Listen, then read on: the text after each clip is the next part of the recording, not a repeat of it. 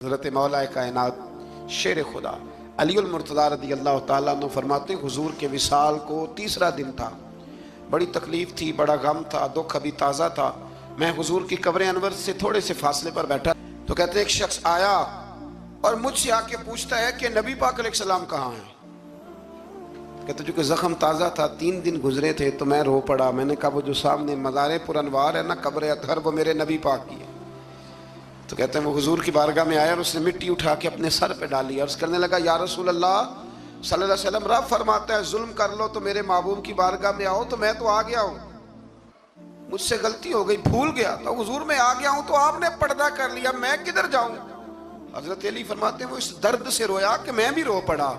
آپ فرماتے ہیں مجھے اللہ کی عزت کی قسم میں نے اپنے کانوں سے سنا، حضور کی قبر انور کے اندر سے آواز آئی، او اعرابی چلا جا، اللہ نے تیرے سارے گناہ معاف فرما دیے۔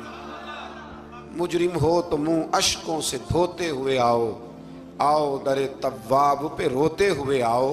قرآن میں مذکور ہے توبہ کا طریقہ، پر سرکار کی دہلیز سے ہوتے ہوئے آؤ۔